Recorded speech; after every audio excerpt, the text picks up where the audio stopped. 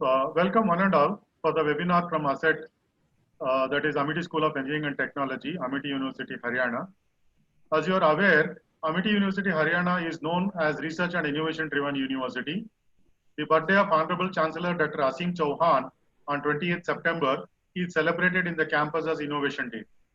And every year, 1 week prior to the celebration of Innovation Day, many activities of research and innovation were conducted and displayed.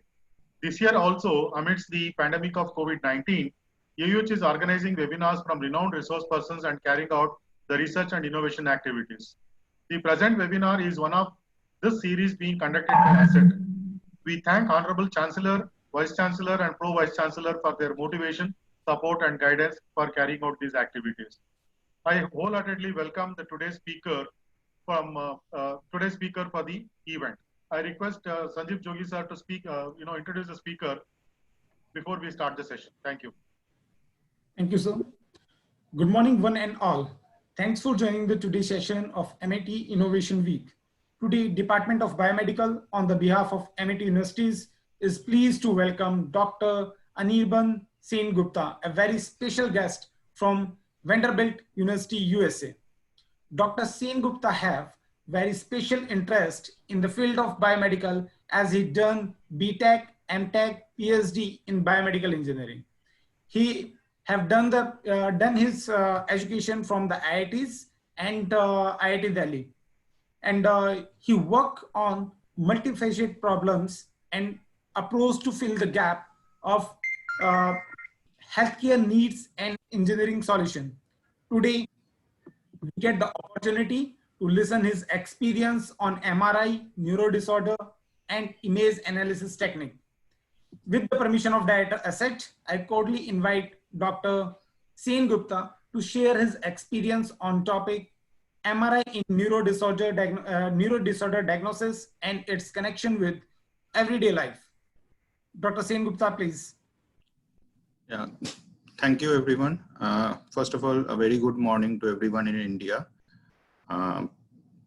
I'm really privileged to be invited as a speaker in Amity University. Amity University is one of the most esteemed universities in India, and I have got the privilege of acting as one of the members in devising the syllabus recently, curriculum for biomedical engineering in Amity University. So being a part of biomedical fraternity, I can vouch for the high standards that Amity University maintains in a lot of different disciplines under its umbrella. I particularly was impressed by the fact that they put a lot of emphasis on industrial requirements while devising the syllabus. And I'm really honored to be a part of today's seminar and as a presenter here. So I think I will start with my presentation now, and I will share my screen. So if there is some problem, please let me know if someone can't see this.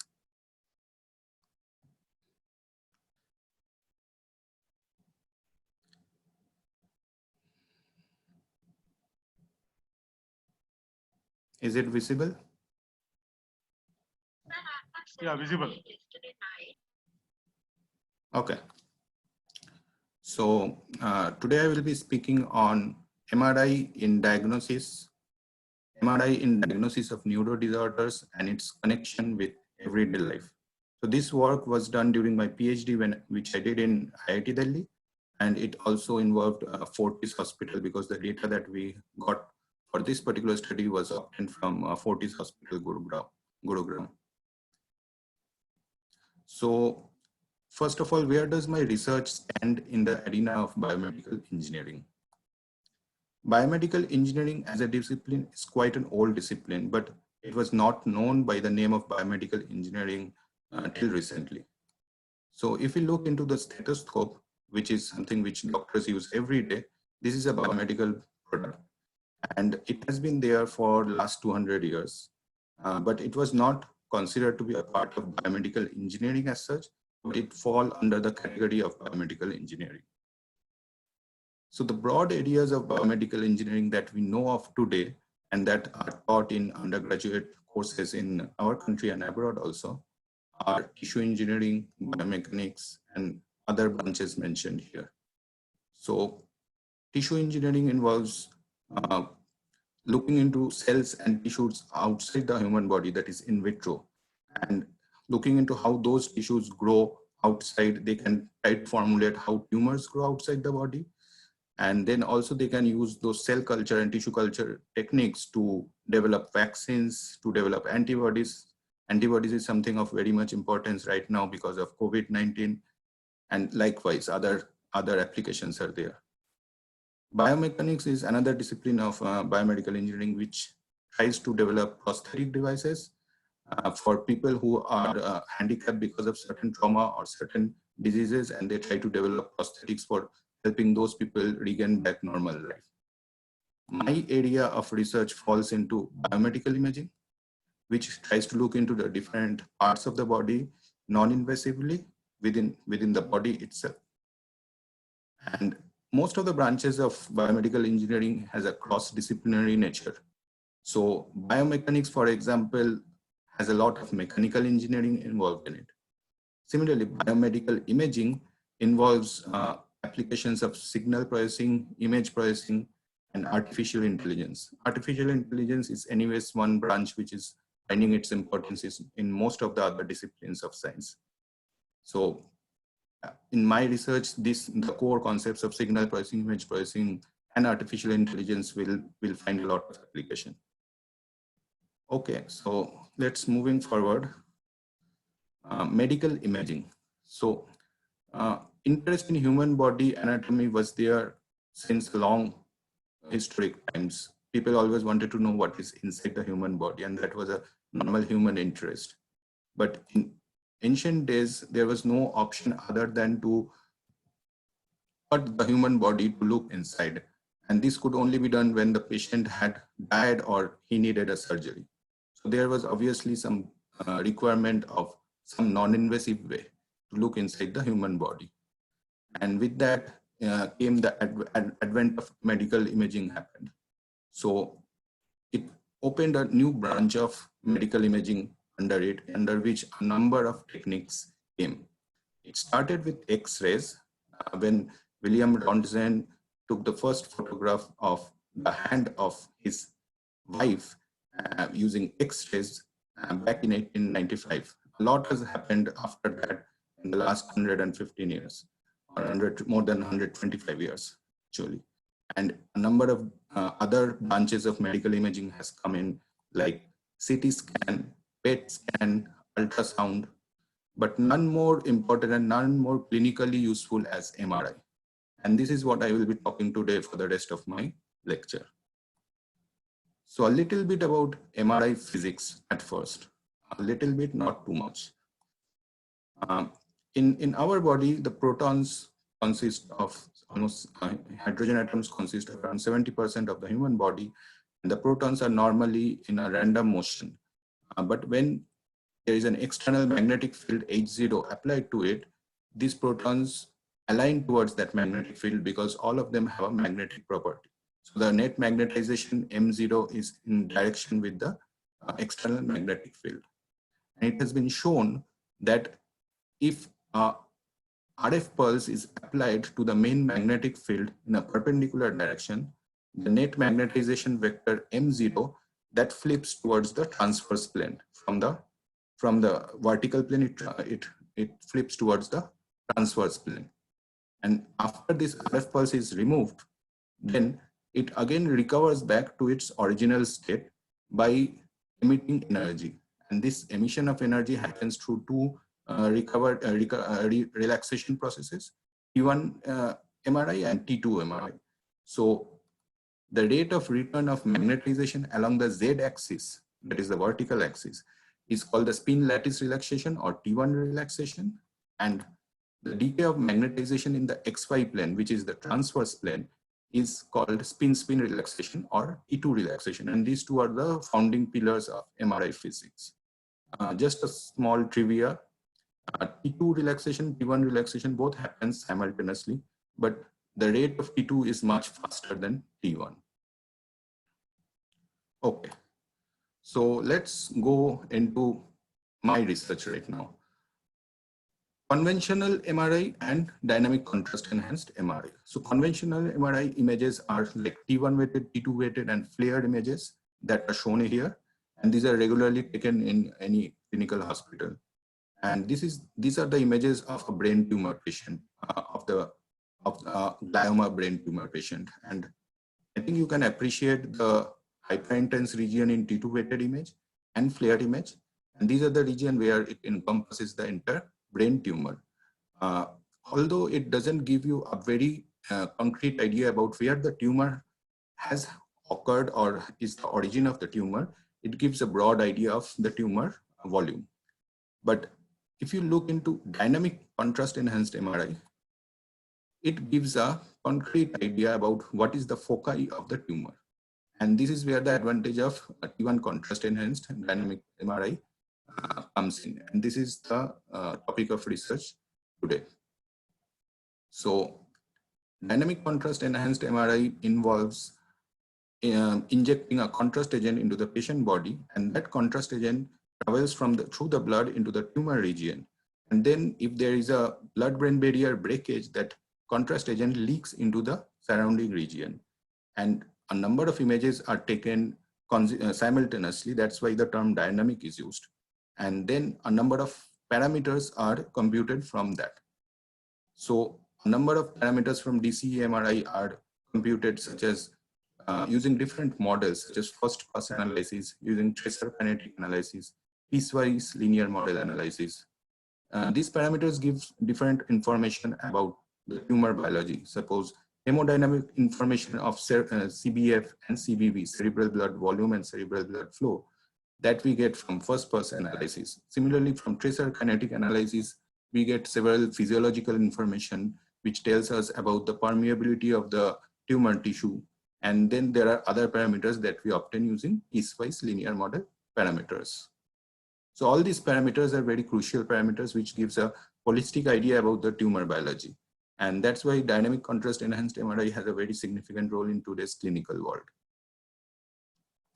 Okay, so let's move into my research problem one, the first problem that I will be talking today. So it is regarding segmentation of glioma. So first, what is glioma?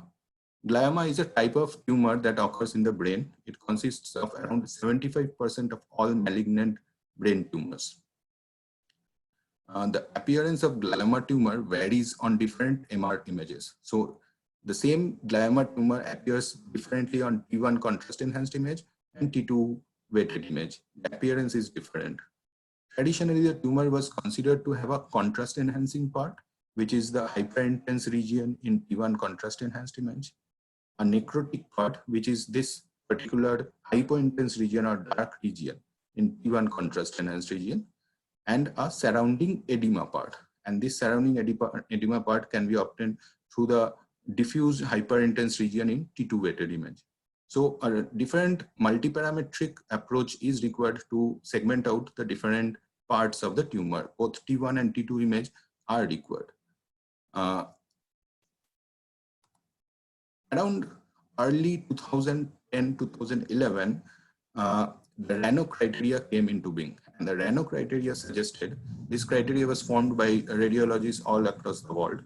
And they suggested that there is a non-enhancing component apart from the enhancing component, which forms a part of the tumor. So this non-enhancing component is submerged within the edema part, and it remains diffused in the edema part. And the problem is the differentiation between non-enhancing component from edema is challenging because both appear hyperintense in T2 weighted image or flared image. So suppose in this T2 weighted image, you cannot differentiate the non-enhancing tumor from the edema. Like we can differentiate the contrast enhancing or the necrosis here. There is no such differentiation in T2 weighted image.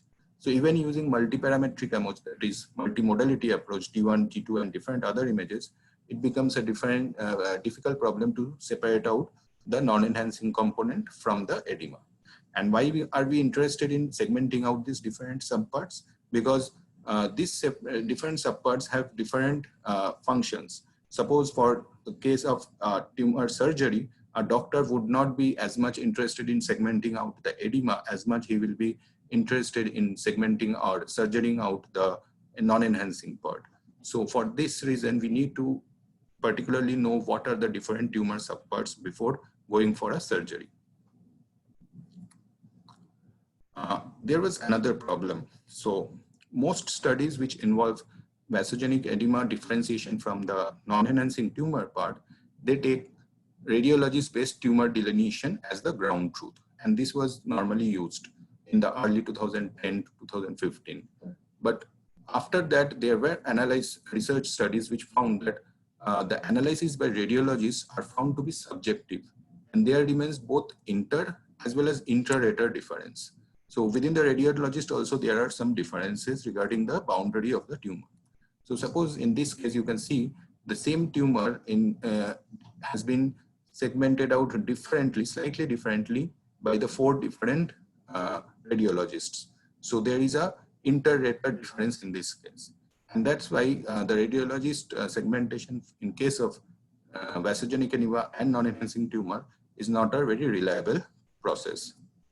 So the goal of this study was to propose a methodology for differentiating between vasogenic edema and non-enhancing tumor in glioma patients, which is devoid of radiologist bias. So the solution that we came up for this is, so in cases of certain such differentiation, we normally use machine learning as a classifier. And machine learning could have been used to differentiate between non-enhancing tumor and edema. In machine learning processes, normally we have used SVM here, support vector machine. The general way that we arrange is we formulate a design matrix. And in the design matrix, there are class A and class B, which are denoted here as orange and green. And we can define the features in one of the sets and then the target vector or the labels in the other set. And then we can train the classifier on those particular features, and then on some new sample data, we can test the particular classifier. But the problem in our case is that we didn't know where did class A end and where did class B begin, because all the different features were mixed and we did not know the differentiation between non-enhancing and edema. And to make matters worse, we were not relying on the doctor's delineation for our study. So we had to come up with something else in this particular case. And that's when it came to our mind that we could use pre and post surgery images of glioma patients to obtain ground truth of the tumor boundary. So this is the pre-surgery image of a tumor patient, and this is after surgery. And initially it may look like a bit counterintuitive as to why we will be using post-surgery images. Let me explain you. So post-surgery, if after immediately taking this, doing the surgery, there are MRI images taken of the patient to look at how the tumor looks like after the surgery, if there is some part left behind or not. And it is expected that during the surgery, the doctor maximally takes out the maximum part of the tumor. So we can expect that the region which has been surgeried out encompasses most of the tumor part, that is both contrast enhancing and non-enhancing. And for contrast enhancing part, the segmentation is not that difficult. We can do it using standard algorithms like region-based algorithms using pre-surgery images only. So if we can combine both post-surgery and pre-surgery images and then segment and subtract out the contrast enhancing part, then what we will be left behind is the non-contrast enhancing part. And that is what we are looking for obtaining the ground truth of the non-enhancing part. So if we combine both pre and post-surgery images, then we can come up with a way of finding out the ground truth for non-enhancing part. And this was one part of our solution because we were still left out with segmenting out the vasogenic edema. So for that, what we proposed is we thought of using metastasis patients to obtain edema features. So metastasis patients are another kind of brain tumor patients. And for them, there is no non-enhancing tumor. There is directly contrast enhancing tumor and they have edema surrounding it. So the boundary between contrast enhancing and edema is very clear cut. And from them, if we segment out the edema part, that will be consisting of pure edema features. And we can use those edema features in our glioma patient segmentation as feature values for vasogenic edema. So using the first proposal, we can obtain a ground truth for non-enhancing tumor, and using the second proposal, we can obtain features for the vasogenic edema. And that was our solution and hypothesis behind the study. So directly showing you some of the results of the study, we used a support vector machine-based classifier for doing the classification. These are the images of 5 brain tumor patients, and the orange part are the regions which have been already segmented out using contrast, using region growing method for the, and this represents the contrast enhancing part. The differentiation that we did is based on the contrast non-enhancing part, which is this blue part, and these are the blue parts are the one which are correctly labeled classified non-enhancing tumor, and this particular sky blue part is the one which are misclassified contrast enhancing part. So as you can see, there are very few cases where there has been misclassification, and the error rate is very low in all the 5 patients. So this was a positive output of our particular algorithm. Then we tried to see whether this can be replicated in case of metastasis patients also. So we applied the same thing on metastasis patients, where we tried to segment out the vasogenic edema, and we correctly classified the vasogenic edema. The correctly vasogenic edema was represented by the brown or the maroon color here, and the yellow color represents the misclassified levels using our algorithm. And as you can see, there are very few misclassified levels, and the error for that misclassification is also very low. So for a new brain tumor patient, we could segment out the entire tumor boundary like this. And then we can, within that entire tumor boundary, we can segment out the different subparts of the tumor, such as the contrast enhancing region, the non-enhancing region, and the edema region, using our proposed algorithm. And for surgical purposes, knowing the contrast enhancing and non-enhancing region was very important for the surgeon.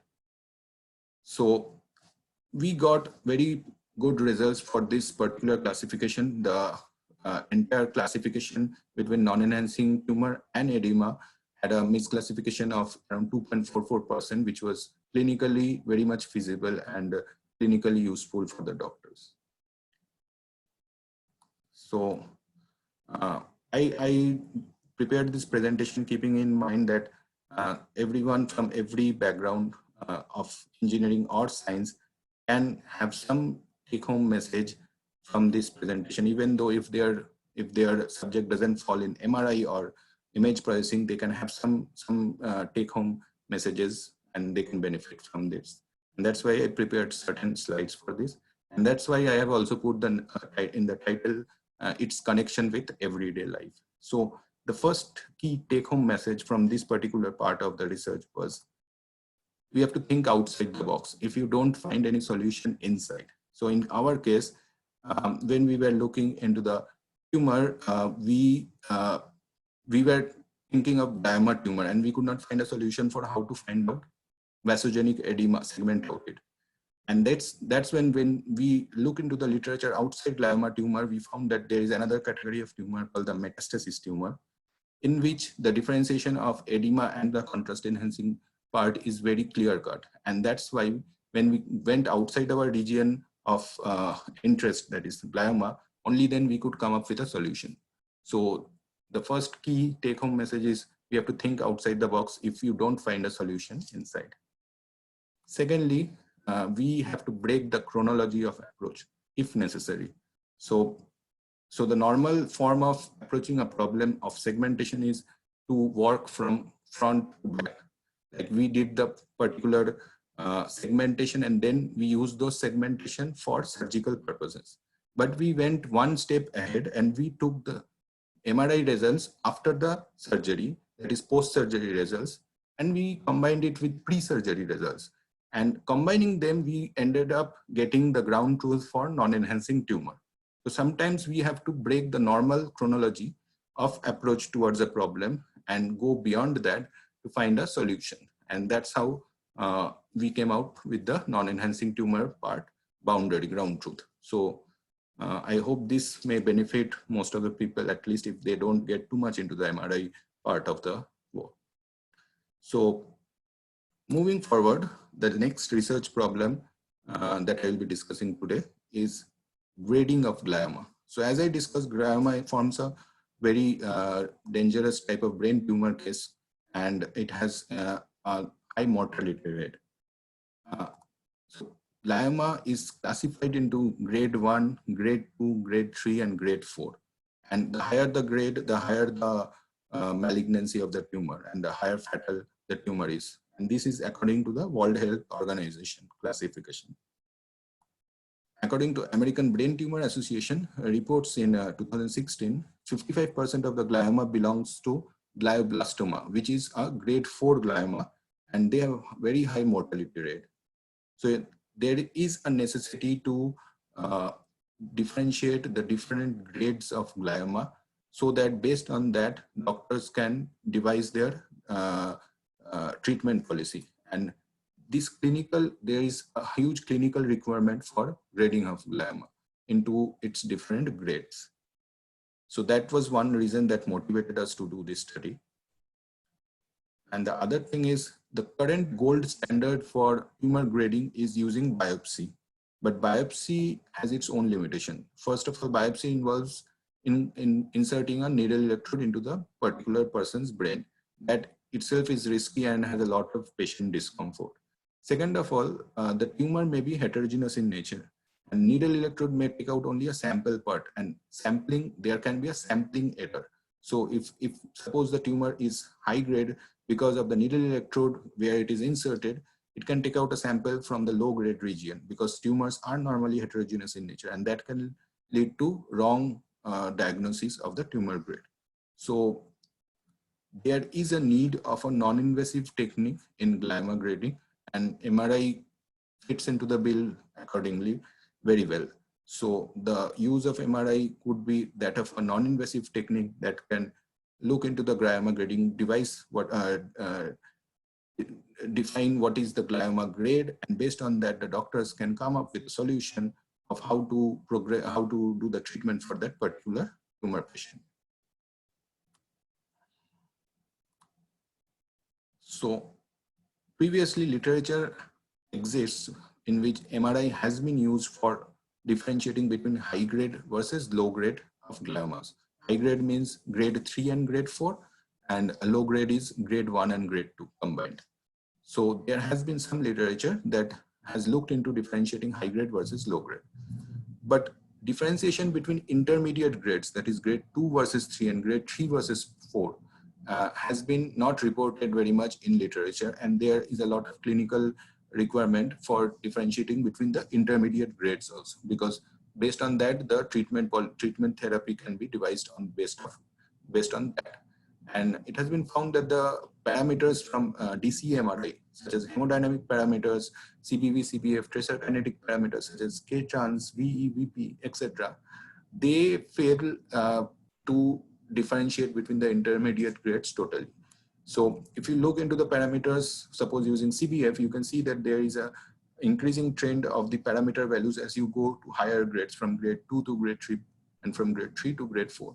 But there is no clear-cut differentiation value or threshold value based on which we can get 100% classification between grade 2 versus grade 3.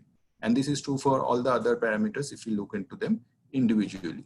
So individually, all these parameters did not fare well for differentiation between the intermediate grades. Another set of parameters that people have looked into is morphological features, which involves the tumor shape and the tumor volume.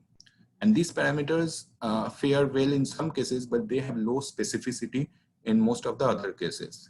So suppose, for instance, necrosis, which is the dead tumor tissue, they are mostly found in grade 4 tumors, and they are highly sensitive for grade 4 tumors such as glioblastoma. But they have also been found to be present in slight amounts in grade 3 and grade 2. So although they are highly sensitive for grade 4, they have low specificity for grade 4. Similarly, contrast enhancing tumor part, it is also mostly found in high grade tumors, but there are cases where contrast enhancing tumors can be found in low grades also. And thus these features cannot act as a biomarker because although they may have high sensitivity, but they don't end up having high specificity for those cases. So there was a requirement, and the goal of this particular study was to find an efficient way for differentiating between intermediate grades such that maximum classification between the intermediate grades can be obtained. So in this study, the first solution that we came up with is that combining two features is always better than a single feature. And we tried and tested it.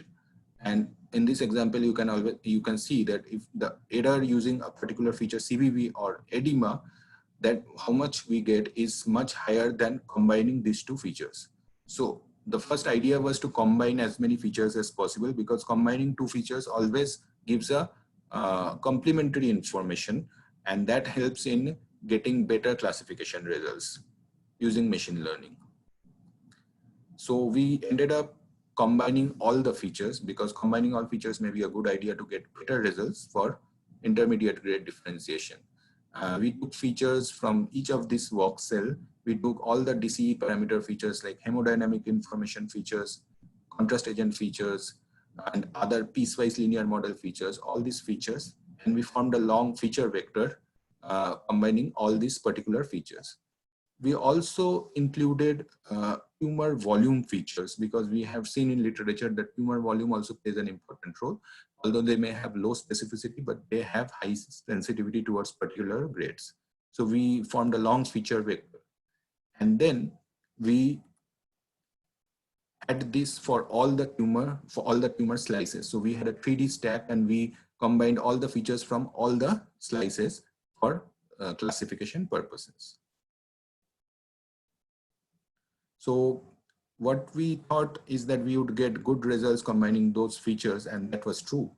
Using combination of all features improved the results, and it was quite satisfactory for our purposes. But we thought that what if all the features may not be useful? That is, if some of the features are redundant. And that led us to actually look into it a bit more carefully. And we thought of sequentially adding the features one by one and looking whether all the features are actually useful for our purpose or not. And bingo, we got what we expected actually. We thought that there, after addition of certain features, the feature error may reduce, and that was true. And then after a certain point, it started to increase. So this orange line is the classification error, and these are the feature vectors. And these feature vectors are arranged according to their importance that we have got using random forest. And after a certain point, they end at the lower minimum value, after which they start increasing again. So we knew that we needed to stop here. And this was the sweet spot, as you can say, for our classification optimization algorithm. So feature optimization forms an important part in the process. So using these optimum features, these are the results you can see. The ROC curve, the black curve is the ROC curve using the optimized feature set, whereas these are the curves using other features which are having high accuracy individually. And the optimal feature set provides a higher ROC value and AUC value than any of these individual features. And this classification is for grade 2 versus grade 3. These are the results for grade 2 versus 3 versus 4. And we found that using different optimization algorithms, we can actually improve our results even more. So in our case, we can see that we have applied two different algorithms, the sequential backward selection method and the random forest-based method for feature optimization. And what we see is that using random forest, we get the minimum error of 9.43% for classifying between grade 2 versus 3 versus 4. And this involved around 54 patients combining grade 2 versus 3 versus 4. And this was pretty much a clinically feasible and viable result for the doctors to live with. So again, some key take-home messages from this part of the research work. The firstly is 2 hands are always better than 1. So when we were working with individual features, we were not getting very much good results. But when we combined the features, we got better results than using a single feature. And that's why the multi-parametric approach has always been right now the used thing in most of the studies. Another observation was too many quick cooks spoil the broth. So using all the features may actually not give you the optimal results, because we saw that when we combine all the features after a certain point, the error actually started to increase. So we need to know where to stop. And that's why the entire process depends on optimizing your feature set. So the key message is optimization of your resources is the key towards getting good results for your study. This brings me to the third part or third research area that I'll be talking today. And this has to do with a little bit of MRI physics. So there is something called B1 inhomogeneity, and the effect of B1 inhomogeneity is evident on computation of the different perfusion parameters, which actually leads into affecting the grading of the tumor. So first let us see what is B1 inhomogeneity. B1 field is the magnetic field which is applied by the RF coils in a direction perpendicular to the B0 field. B0 field is this one, which is in the magnetic field direction, main magnetic field, and B1 is the perpendicular field to it. And this B1 field is required to flip the net magnetization vector from the vertical direction towards the transverse plane. And it needs to be applied at the Larmor frequency. So the Larmor frequency is the frequency in which the protons wobble. When the external magnetic field is applied, the protons wobble at a particular frequency. This is known as Larmor frequency. And the Larmor frequency of protons is proportional to the B0 magnetic field, that is the outside magnetic field. Thus, the RF coils needs to generate a high frequency pulse at 3 Tesla compared to 1.5 Tesla, because it is proportional to the outside magnetic field. And what happens if you go to high Tesla is, at high magnetic fields like 3 Tesla and above, the RF wavelength is shorter than the dimension of the anatomical structure. So as you can see that as we go to higher magnetic fields, the dimensions, the wavelength reduces, and it's at a certain point, it actually becomes lower than, shorter than the anatomical structure of study, which is brain in this case. And this is a property of RF waves, that at high magnetic fields, they have shorter wavelength. And which results in actually the RF power being absorbed differently across the region of interest, which was brain in this case. And the RF, since it gets absorbed differently, it results into something called B1 inhomogeneity. This is a B1 inhomogeneity map from the brain region. And you can appreciate the fact that the values are higher in the center part and the values are lower in the periphery. And the values approximately range from 0.8 to 1.2. With 1 being the nominal value, that is the value if there was no inhomogeneity, this value of 1 would exist here. But this 1 value is something which is an ideal situation. In reality, the values vary between 0.9 to 1.15, and it can also vary somewhat to 0.8 to 1.2 in certain cases. So just to give you a broad picture, I have given this particular image. So how does it actually affect grading and computation of different perfusion parameters? Let's look into a bit more into it. So I don't want to frighten you with this particular image. This is a very complex figure, but I will try to break it down into subparts to explain it. So on the right in the red colored box is the part which involves computation of the different dynamic contrast enhanced parameters that we talked about initially. So this is the prerequisite, the T1 map data and the DCE MRI post contrast and pre contrast image.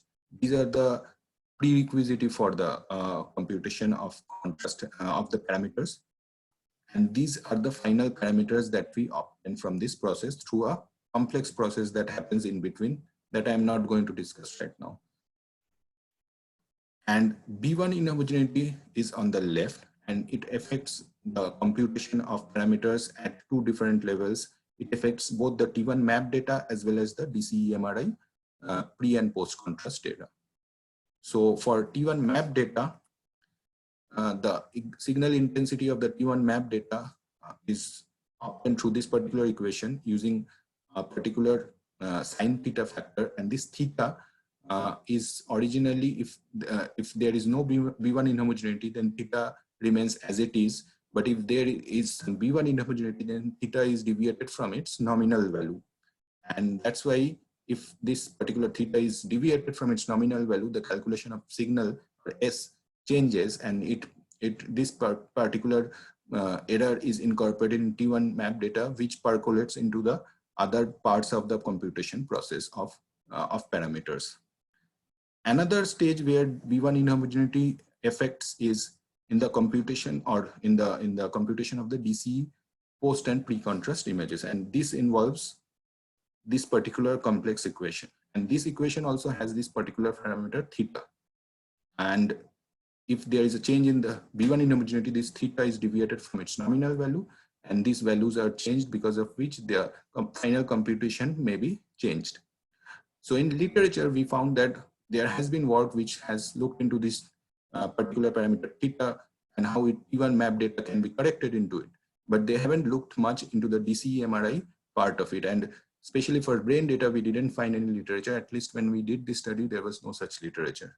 So we were quite interested as to how, if we correct this theta after B1 inhomogeneity, then we would lead to actually computation of corrected parameter values, and that will help us in doing grading study much more efficiently. But unfortunately, when we talked with the doctors, we were not able to invoke much interest in them regarding this purpose, and we didn't know much why it is so. But later on in the study, we got to know why is that, and that I will come a bit later into the talk. So the goal of this study was to evaluate B1 inhomogeneity on quantitative analysis of DCMRI data of human tumor patients, brain tumor patients, and to evaluate the clinical significance of B1 inhomogeneity correction. So this is one example which I will show, and here is a tumor patient, and there is one particular ROI here, and we are looking into this particular ROI. You can see that that particular ROI has a high B1 value here, and its value is actually 1.15, which is around 15% higher than the nominal value. And because of this, if we do the correction of the perfusion parameters, we see that there is a relatively high value of changes for different parameters, and some of the parameters like V gets changed by approximately 15%. So we were convinced that because of correction, there is a lot of change in the perfusion parameters. We wanted to see whether it affects the grading or not also. That I will come in the next slide. So we devised a grading study for this. We had a cohort of around 35 patients, out of which 12 were low grade and 23 were high grade. And we did compute the perfusion parameters both before and after B1 correction. And after B1 correction, what we found is that the variation of parameter values within the same grade reduced a lot after B1 correction. And for some cases, it reduced by 15%, such as in case of VP. So reduction of variation means the parameters value within a certain grade becomes much more homogeneous. And that means differentiation between different grades becomes much more easier. The difference between two grades becomes maximized because within a grade, the values are becoming much more homogeneous. So this was our pre-assumption behind it. And then we looked into how the actual ROC analysis and results changed because of it. But the ROC analysis results were not very much encouraging. So these are the ROC analysis results, the sensitivity, specificity, AUC before correction, and these are after correction. So if you look into the AUC or the area under curve, you can see that the values for these particular parameters do not change much from before correction to after correction. For example, K-trans has around 0.859 AUC before correction, and after correction it is 0.866. So it is hardly any particular change of which may be of clinical significance. And that's when we got to understand that maybe because of this, the doctors may not be actually interested in doing this particular study because it did not have much clinical relevance. But we deep inside, we knew that there was a technical error in the computation of the parameters, and we wanted to dig inside to see why this error is not actually showing up during the grading of the studies. So we thought of doing some more simulation studies to understand this process. And so we went into doing some simulation studies. So we used K-trans as our parameter here, and we took 10 random subjects for our study. And we changed the B1 value from 0.75 to 1.25. That is, we simulated different B1 values and we computed K-trans values for each of these particular B1 values. And we looked into 10 such patients randomly. For this particular experiment, this cutoff value of a threshold value was 0.077, which is in the dotted black line, if you can see here. And we saw that out of the 10 patients, actually 4 patients had their K-trans value change from one grade to another due to this simulation study. And if we look into those 4 patients a bit more deeply, we can look into them by zooming into those 4 patients specifically. So suppose we talk about this particular patient, which is in the blue line, the nominal value of it at B1 is equal to 1 is around 0.085. And if you increase the B1 value higher than 1, then it remains in the same grade. So in this case, it is above this particular cutoff line, that is, it is a high grade case, and it remains high grade if you even increase it till 1.25. If you lower the B1 value to 0.075 at the fag end, it changes the grade. And that is some 0.075 is something that we normally don't see in case of practical cases. In practical cases, it ranges between 0.09 to 1.15 or 1.2. And similarly, you can see the same thing happens for this particular patient in brown, which changes its grade only at the fag end. For the other 2 cases, there is a change of grade within the particular range that is feasible or plausible in case of MRI studies, that is between 0.09 to around 1.2. And this is because their values at the nominal value is close to the cutoff value of 0.077. So if the values are far away from the cutoff value, then it may not actually change even if you apply a high B1 inhomogeneity at that particular ROI. So the conclusions from this were appropriate cases for illustrating the clinical significance of B1 inhomogeneity effect are those where the perfusion parameters at the ROI have values near the near cutoff grading, that is, it has close values that near the cutoff value, and its location coincides with a region of high B1 inhomogeneity. And these 2 particular cases has to satisfy. And this may not happen in majority of glioma patients, and it can purely depend on chance. And that's why in real practical cases, we may not have too many cases which significance of B1 inhomogeneity. But in theory, there is a high importance of doing this study to show that if we have taken a number of patients, this would have definitely mattered in grading. So again, key take-home message from this particular study, and this is the last study, is firstly, appearances are often deceiving. So in our case, we thought that since the grading was not affected, the parameter values may not get changed because of B1 inhomogeneity. But we were wrong. The parameter values were actually getting affected because of B1 inhomogeneity, but still the grading was not getting affected because of the other simulation studies told us that it has to happen 2 simultaneously situations has to satisfy, and only then the grading will change. And that's why we were not actually having any thought of doing that study initially, and the doctors were also not very much interested. But technically we found that this had a lot of significance. So appearances are often deceiving. Secondly, when in doubt, try to do simulations. In reality, we could not have tried to get so many different B1 values from 0.075 to 1.25, even if we had worked with maybe 100 or 200 patients. But using simulation, we could do that study, and we could find out why the change in parameter, change in B1 did not affect the grading using simulations very easily.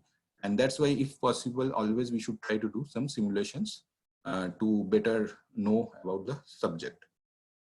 So with this, I will end my presentation today. I would like to acknowledge IIT Delhi and Fortis, where this work was done.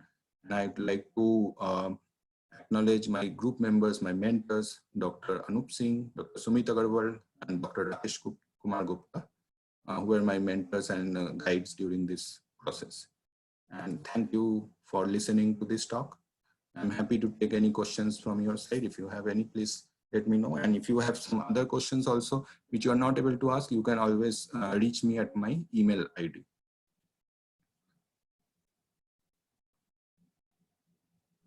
So should I stop?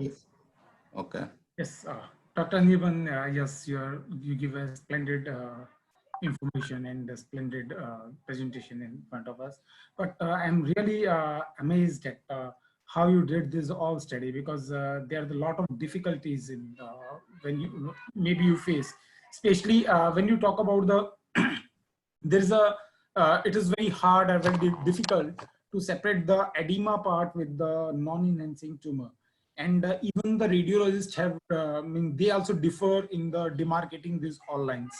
So may you please share your experience, how you get the data from the hospitals, because in India, the patient are also reluctant to spend a lot of money on the imaging part, because yes, on the treatment they are agree, but on the imaging side, the data is not ready with us. Second thing is, again, how we get the label data, the correct label data to train the SPM. Yeah. So thank you, Mr. Sandeep, for firstly hosting me and then asking these interesting questions. So one quick question: should I stop share or should I keep it like this? Stop sharing. You can stop sharing and we can. Yes, sir. Okay. So. So the first thing is that how do we get this data? So our work in IIT Delhi had collaboration with Fortis Hospital, and Dr. R.K. Gupta, who is the head of the radiology department in Fortis Gurugram, was in charge. And I was really lucky to work with him, because in not many hospitals all over India will get such a rich resource of data and database of patient data. And he was someone, he always used to be interested as much in his clinical work as much he was interested in his research. And although this work was in one way, actually, one of the studies were actually talking about the negative part of incorporating radiologist delineated data, he was not at all hesitant in accepting that. And he himself actually motivated me, because he said that there are some faults within doctors also in this delineation of tumor, and we should come up with a much more less biased way of approaching the problem. And since there was a need as per literature, we came up with this solution, and it was accepted in one of the journals. So I got high motivation from the doctors involved in this study, and that was a plus point in this particular research. And I accept that many hospitals in India do not have this much of service available to get this data, and that's a major limitation for this type of studies. Yes. So, so one more question, if you have a time, sir. So one of our audience want to know that what type of simulation platform we use, you use for this study, whether it is I mean, ready-made tools or you develop it from the scratch. So we used MATLAB-based tools. And all the codes were written in MATLAB, and it was developed by us. It was not developed by any particular software. We used a MATLAB platform. The only thing that we required is to know about the equations and how they relate to each other. And after that, we could develop the codes on our own. And I would suggest to, if someone is trying to develop something, it is better to do it on their own, because that gives you a much more flexibility. If it is available, then it's fine. But if you want to do much more tweaking with the parameters, then you should develop the code yourself. There's a question from one of the students who has messaged me. The question is about the radiations of this MRI scanning and all. Are they dangerous for any No, part of your body? no. The radiation from MRI is not dangerous. MRI, in fact, doesn't have radiation. It is from CT scans and X-rays that we get radiation. MRI is a non-ionizing thing, and still now it has not been proved to be having any effect on our body. Yeah, there are some cases where people have worked on the effect of contrast agent injection on the human body, and dynamic contrast enhanced MRI involves injecting a contrast agent. But those results are also found to be, those fear is also found to be unfound. Like people have done a lot of research on it, and after even 20 years of it, people have not found any significant evidence of having any fatal effect of doing DC MRI contrast agent injection. There's another interesting question. They are asking me, like, asking you, in fact, the speaker, that what are the limitations of these, these scans which you mentioned? So the limitation of the particular study is that, first of all, in any case of clinical study, you need to have more number of samples. And if we can do this particular study maybe on another 100 number of patients, then the results may change a bit. But we strongly believe that this number of samples was sufficient enough, because we did some sample size calculation before the study. But in general, the higher the number of samples, the better it is. And another limitation which I would like to think of is that it's often possible that when we get the data, the protocols are not fixed a priori. So most of these studies are retrospective studies. That is, we didn't develop the protocol for this study. This type of protocol was already existing in a particular clinic, and we use their data. And what happens is that since it has already been developed there, the protocols are not devised according to our requirements. And so we have to fit in our goals according to the already existing protocol in that particular hospital. So that is one limitation that we have to live with. The more important and difficult thing is that if those protocols change over time, then our experiments has also to manage with it. So since in India, we don't have many places where there are research-oriented scanners, and that is something which I see when I come outside, and I'm right now at the US. So I can see that in most educational institutes, they have their own research scanners. So they can actually do all the protocol setting on their own, and they can devise their research project as they want. But in India, unfortunately, it is still not the case. And that's why we have to adjust according to the clinical requirements at that place. So that is one limitation. There's a question from Viswajit today. He's asking, does the value in the samples vary with the geography? The value of the samples? Vary with the geography. Geography. Yeah, the demography plays an important role in these studies. And we always, in our reported researches, we always report from which locality has this study been, data has been obtained, what is the age, what are the gender, what is the mean age, plus minus SD. All of these things have a role, and we generally report all of this. And since in our case, the entire study was in India, we didn't have to worry much. But if you are talking about a multi-centric approach, then you have to take, where you are taking data from multiple centers, then you have to take into account the demography of the different places. Sir, I have a question from my end, actually. When you are going through all this research, can you just remember any incidences where you said, or you thought, okay, oh, this is a very beautiful result which I'm getting. And any incidents where you thought, array, what is this result? I'm not at all, be able to correlate with what I've studied or what I'm seeing outside. Some small of such incidences if you have. Yeah, I remember particularly one particular case where, so I had in one of the slides, I remember I showed you one case where I had to put a ROI in a small tumor place, and I had to show this in that particular ROI, the B1 inhomogeneity is high, and there is a lot of change in the perfusion parameters. And I was stuck on this problem for a long time, because I was working I worked on a multiple number of patients, and I was not able to found on a suitable case or an optimal case where I could showcase my hypothesis that I was trying to depict. And my professor was very persistent in this, and he motivated me that you should give as much time as possible, because these representative cases are very much important when you publish it in a paper. As I told at the end of my research work, that in many of the cases, this may not have any clinical significance, but there are certain cases, and case studies are the pillar of any clinical study. There will be a particular case study which actually opens a new field only. So I had to do find that particular case in which this particular hypothesis that we were looking for was true. And that took me a long time. And finally, when I found that particular place, I still use that particular image in any presentation that I use, because that was a classic example. And so that incident I remember. What is your suggestion or advice for the people who would like to take biomedical engineering as their career, and especially in the post-COVID region? So post-COVID, the importance of biomedical has increased even more. I have been in biomedical for the last 16 to 17 years since my undergraduate days, and I have seen this biomedical thing grow in India basically, apart from few places where it already existed by that time, but most of the other places didn't exist back in 2000, early 2000, middle 2000. And now it is there in many places, and I am very optimistic that it will have a lot of other new colleges also coming up with this.